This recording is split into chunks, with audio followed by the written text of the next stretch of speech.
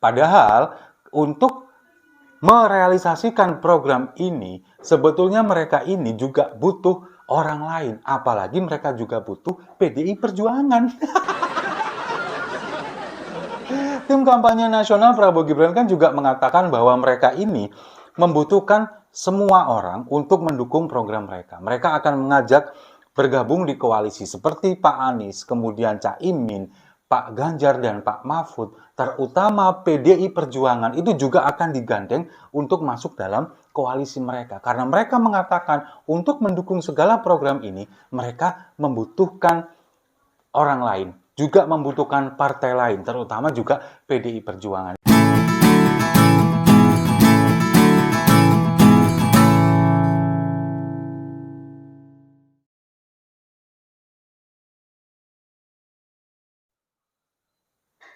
Salam damai untuk Indonesia, berjumpa lagi bersama saya, Papa Dimas. Info kali ini datangnya dari hembusan isu tentang Pak Mahfud yang gak akur dengan Pak Ganjar.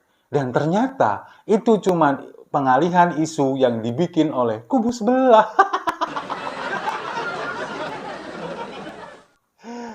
Kemarin ini kan memang ramai hembusan isu bahwa Pak Mahfud ini kemudian sekarang lagi nggak akur dengan Pak Ganjar. Gara-gara perolehan suaranya hanya sejauh ini hanya mencapai 17%. Nah, kemudian ini kan dikuatkan dengan Pak Mahfud yang setelah pemilu, sejak tanggal 14 ini kemudian seolah menghilang, nggak ada kabar sama sekali. Lalu ketika pemilu kemudian ditanyakan oleh beberapa, setelah pencoblosan ditanyakan oleh beberapa wartawan, gimana Pak dengan Pak Ganjar? Pak Mahfud kan bilang, saya sudah 4 hari nggak komunikasi. Nah, itulah yang kemudian oleh kubu sebelah ini seolah-olah dinarasikan bahwa Pak Mahfud ini sekarang lagi nggak akur dengan Pak Ganjar. Padahal faktanya semuanya itu dibantah oleh Pak Mahfud sendiri. Jadi memang kejadiannya begini. Setelah kampanye akbar terakhir tanggal 10 Februari yang lalu, ini kan Pak Mahfud memang berangkat umroh ke Tanah Suci. Kemudian baru balik lagi ke Indonesia 3 hari setelahnya di tanggal 13. Tanggal 14 kemudian mulai pemilu, mulai pencoblosan. Nah itu yang kemudian ditanyakan oleh para wartawan. Gimana dengan Pak Ganjar? Saya sudah 4 hari nggak komunikasi. Itu dinarasikan seolah-olah ada suatu kesenjangan begitu. Padahal nggak komunikasi dalam hal ini. Nah Pak Mahfudnya kan lagi ada di Tanah Suci, sementara Pak Ganjar ada di sini. Tidak bertemu mungkin, tapi nggak mungkin mereka nggak berkomunikasi melalui pesan di media sosial, dari WhatsApp dan sebagainya, itu kan nggak mungkin. Tapi itulah yang dinarasikan oleh beberapa orang atau pendukung dari kubu sebelah. Nah, ini kemudian diperkuat dengan ketika setelah pencoblosan, kemudian Pak Mahfud ini selama 4 hari seolah menghilang, seolah nggak ada kabarnya. Lalu kemarin muncul ketika ada pengukuhan guru besar salah satu sahabatnya, salah satu temannya, kemudian Pak Mahfud menjelaskan itu semua bahwa ini nggak benar. Dan sekarang yang menjadi pertanyaan adalah kenapa kemudian kubu sebelah ini menggiring opini, menarasikan bahwa Pak Mahfud dan Pak Ganjar lagi nggak akur. Ya ini cuman untuk pengalian isu. Isu tentang apa? Ya isu tentang makan gratis yang kemarin sudah saya bahas di video saya sebelumnya. Ini kan kemarin sudah sempat ramai ketika tim kampanye nasional Prabowo Gibran mengatakan bahwa makan siang gratis ini baru terrealisasi pada tahun 2029 secara keseluruhan karena memang semuanya bertahap. Padahal masyarakat selama ini menganggap bahwa setiap tahun mereka akan mendapatkan makan siang gratis itu. Padahal tidak, bertahap di tahun kedua, tahun ketiga, tahun keempat itu kemudian berbeda-beda yang mendapatkan makan siang gratis. Nah, yang sudah mendapatkan di tahun kedua, di tahun ketiga yang nggak dapat lagi. Terus mereka makan apa? Ya nyari sendiri dong. Nah, itulah yang kemarin saya sebut prank.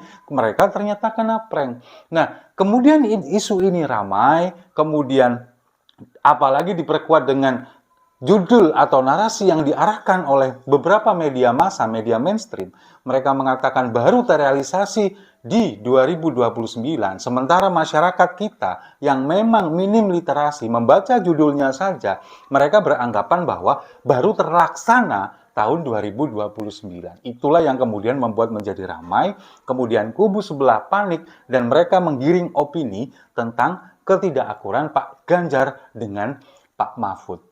Padahal untuk merealisasikan program ini, sebetulnya mereka ini juga butuh orang lain. Apalagi mereka juga butuh PDI Perjuangan.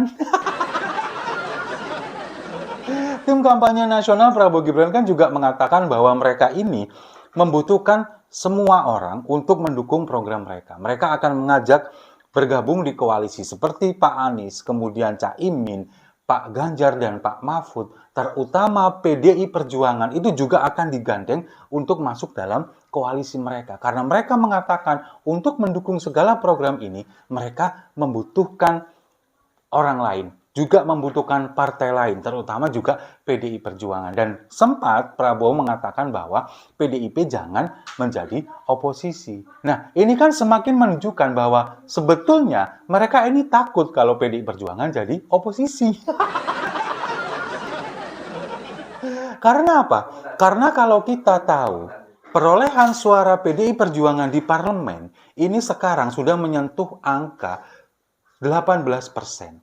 Intinya apa? Mereka ini sekarang menjuarai pileg ini, pemilihan legislatif ini. Dan kalau misalkan mereka posisinya ada di oposisi, bayangkan berapa kekuatan oposisi kita. Ditambah lagi nanti ketika PKS yang sekarang sejauh ini sudah mencapai 8% perolehan suaranya, mereka juga ada di oposisi. Bayangkan, ya wajar lah kalau misalkan Prabowo kemudian takut kalau oposisinya PDI Perjuangan dan PKS. Sekarang kita bayangkan begini, posisi Gerindra, Partai Gerindra, ini sekarang ada di posisi keempat dengan perolehan suara ini sebesar 12% di parlemen. Dan kalau misalkan mereka ini masuk parlemen dengan komposisi hanya 12%, kira-kira nanti di parlemen mereka akan memperoleh berapa persen suara. Sementara di oposisi, ini nanti ada PDI Perjuangan dan PKS. Kita tahu PDI Perjuangan adalah partai yang nasionalis. Oposisi nanti nasionalis. Sementara PKS adalah oposisi yang religius. Bayangkan, ketika kebijakan dari pemerintah Prabowo Gibran kemudian dibenturkan dengan oposisi yang nasionalis dan religius, apa yang terjadi? Mereka pasti akan sangat ketakutan. Makanya mereka mencegah supaya tidak menjadi oposisi dan berusaha digandeng untuk masuk dalam koalisi mereka. Makanya kemudian menghembuskan isu yang seperti ini supaya program makan gratis ini tidak banyak dinyinyiri oleh netizen, kemudian seolah-olah mengatakan bahwa Pak Ganjar dan Pak Mahfud nggak akur, tapi di sisi lain mereka berusaha mendekati PDI Perjuangan, partai pemenang pemilu, untuk digandeng masuk dalam koalisi mereka, dengan mengatakan bahwa PDI Perjuangan dibutuhkan untuk mendukung program-program mereka, terutama program makan gratis. Nggak semudah itu, Ferguson. Dan PDI Perjuangan kan juga mengatakan kemarin bahwa Pak Hasto mengatakan bahwa kami siap menjadi oposisi. Dengan perolehan suara di pemilu legislatif sebesar 18% sejauh ini, mereka kalau misalkan akan menjadi oposisi, ini bisa dibayangkan bagaimana kebijakan pemerintah banyak dikritisi, terutama kepada Partai Gerindra dan juga Prabowo Gibran. Kalau kita mengacu kepada tahun 2019 kemarin, di pemerintahan Presiden Jokowi, ketika para lawan politiknya kemudian digandeng untuk masuk ke dalam kabinet dengan dalih rekonsiliasi, kemudian di oposisi di parlemen hanya menyisakan Partai Demokrat, kemudian juga PKS, memang mereka akan kalah, oposisi akan kalah, dan pemerintah sangat kuat. Kebijakan-kebijakannya jarang ada yang mengkritisi, kemudian semuanya manut. Kecuali PKS. PKS semua kebijakan pemerintah selalu berlawanan. Tapi ketika nanti misalkan PDI Perjuangan ada di oposisi, coba kita bayangkan. Tidak akan seperti pemerintah Jokowi di 2019. yang semuanya kemudian iya, semuanya manut dan lain sebagainya. Sekarang kalau misalkan itu terjadi, tidak akan mungkin dan itu akan sangat membahayakan pemerintah Prabowo Gibran. Dan itu yang mereka takutkan. Makanya sekarang berusaha untuk mendekati PDI Perjuangan bagaimana supaya mereka ini kemudian bisa ditarik untuk berkoalisi di pemerintahan, di kabinet, dan juga mereka ada beberapa selentingan yang mengatakan hembusan isu bahwa nanti Pak Mahfud ini akan dijadikan salah satu menteri di kabinet Prabowo Gibran. Saking takutnya mereka, kalau misalkan orang-orang yang berkompeten, orang-orang yang benar, lurus di jalan keadilan, itu ada di oposisi. Mereka akan ditabrak semua. Makanya mereka ini kemudian menghembuskan isu yang seperti itu. Dan ingat bahwa apa yang mereka lakukan sekarang ini, penggiringan opini seperti ini sudah nggak mempan.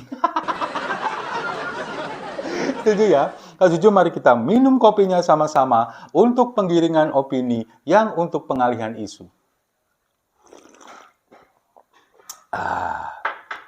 Saya rasa itu. Terima kasih sudah menyimak. Jangan lupa like, komen, dan subscribe. Sampai jumpa di video-video saya selanjutnya. Tetap teguh untuk menjadi oposisi.